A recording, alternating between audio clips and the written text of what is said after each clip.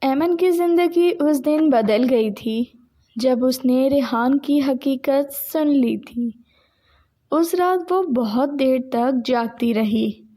کھڑکی کے پاس بیٹھ کر وہ گلی کو دیکھتی رہی جہاں کبھی وہ خاموشی سے گزرا کرتا تھا۔ دل میں عجیب سی اداسی تھی، مگر ساتھ ہی ایک مضبوطی بھی پیدا ہو گئی تھی۔ وقت آہستہ آہستہ گزرتا گیا۔ ایمن نے خود کو پڑھائی میں مصروف کر لیا۔ کالج ختم ہوا، پھر یونیورسٹی۔ اب وہ پہلے والی سادہ اور خاموش لڑکی نہیں رہی تھی۔ اس کی آنکھوں میں پہلے سے زیادہ سمجھ اور اعتماد آ گیا تھا۔ محلے کی گلیاں بھی اب ویسی نہیں لگتی تھیں، کبھی جہاں وہ نظر جھکا کر گزرتی تھی، اب وہ سیدھی چلی جاتی ہے۔ لوگوں کی نظریں اب بھی اس پر پڑتی تھی، مگر اس کے انداز میں ایسا وقار آ گیا تھا کہ کوئی آسانی سے بات کرنے کی ہمت نہیں کرتا تھا۔ ایک شام وہ گھر کی چھت پر بیٹھی ٹھنڈی ہوا محسوس کر رہی تھی۔ آسمان پر ہلکا سا سورج ڈوب رہا تھا اور فضا میں خاموشی تھی۔ اچانک اس کی نظر سامنے والے گھر کی چھت پر پڑی۔ وہاں ریحان کھڑا تھا۔ کئی مہینوں بعد دونوں کی نظریں ملی تھیں، مگر اس بار سب کچھ مختلف تھا۔ پہلے ایمان فوراً نظریں جھکا لیتی تھی، مگر اس بار اس نے نظریں نہیں چرائیں۔ چند لمحے دونوں ایک دوسرے کو دیکھتے رہے۔ ریحان ہلکی سی مسکراہٹ دی، جیسے کچھ کہنا چاہتا ہو، مگر ایمان کے دل میں اب پہلے والی نرمی نہیں تھی۔ وہ خاموشی سے کھڑی ہوئی اور سیڑھیاں کی طرف چل دی۔ دن گزرتے گئے۔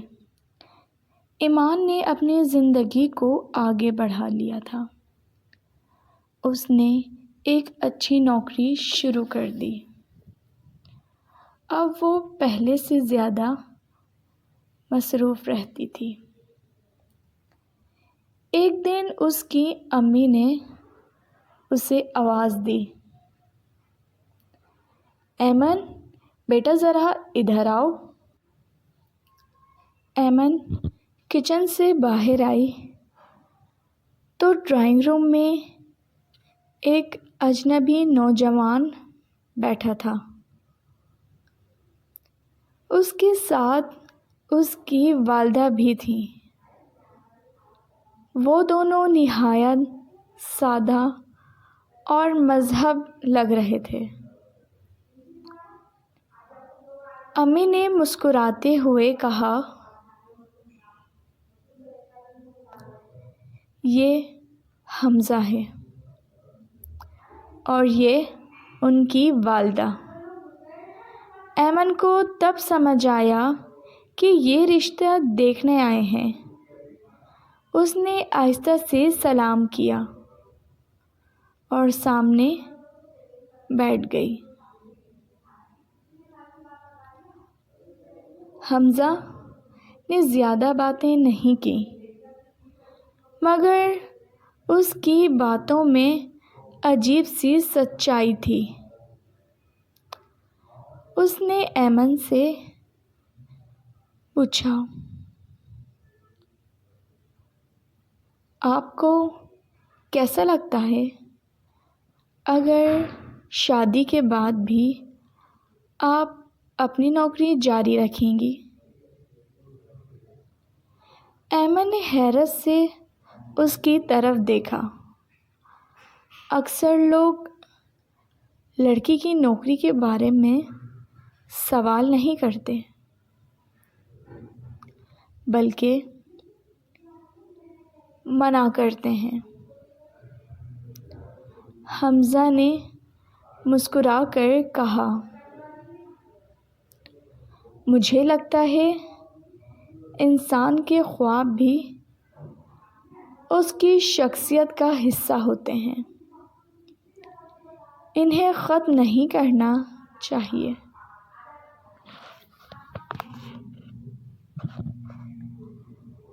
ایمن کو پہلی بار محسوس ہوا کہ کوئی اس کی بات واقعی سمجھ رہا ہے۔ چند ملاقاتوں کے بعد دونوں کے درمیان ایک نرم سی دوستی بننے لگی۔ یہ دوستی خاموش تھی مگر سچی تھی، نہ کوئی جھوٹی تعریف، نہ غیر ضروری وعدے۔ ایک شام جب ایمن آفس سے واپس آ رہی تھی تو گلی کے کونے پر اچانک اس کی نظر ریحان پہ پڑی۔ وہ موٹر سائیکل کے ساتھ کھڑا تھا۔ چند لمحوں کے لیے دونوں خاموش کھڑے رہے، پھر ریحان نے آہستہ سے کہا، کیسی ہو ایمن؟ ایمن نے مختصر سا جواب دیا، ٹھیک ہوں۔ ریحان کی آنکھوں میں جیسے پچھتاوا تھا۔ اس نے دھیمی آواز میں کہا، میں نے اس وقت تمہیں غلط سمجھا تھا۔ ایمن کے دل میں ہلکی سی چبھن ہوئی مگر وہ مسکرا دی۔ کبھی کبھی دیر سے سمجھ آتی ہے، یہ کہہ کر وہ آگے بڑھ گئی۔ اس رات ایمن بہت دیر تک سوچتی رہی۔ زندگی عجیب ہوتی ہے، کچھ لوگ ہمیں سبق دینے کے لیے آتے ہیں اور کچھ لوگ ہمیں سکون دینے کے لیے۔ چند ہفتوں بعد ایمن کی منگنی حمزہ سے ہو گئی۔ گھر میں خوشی کا ماحول تھا۔ امی کی آنکھوں میں خوشی کے آنسو تھے اور ابو کے چہرے پر اطمینان۔ منگنی کے دن جب ایمن آئینے کے سامنے کھڑی تھی تو اس نے خود کو غور سے دیکھا۔ وہی چہرہ تھا مگر اب اس میں ایک عجیب سا سکون تھا۔ اسے احساس ہوا کہ اصل محبت شور نہیں کرتی، وہ آہستہ آہستہ دل میں جگہ بناتی ہے۔ حمزہ اس کے پاس آیا اور مسکرا کر بولا، مجھے امید ہے ہم دونوں ایک دوسرے کے بہترین دوست بنیں گے۔ ایمن نے پہلی بار دل سے مسکرا کر اس کی طرف دیکھا۔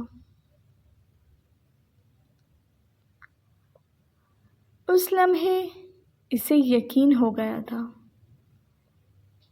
کہ صحیح انسان ہمیشہ صحیح وقت پر آتا ہے، اور شاید یہی زندگی کی سب سے خوبصورت حقیقت ہے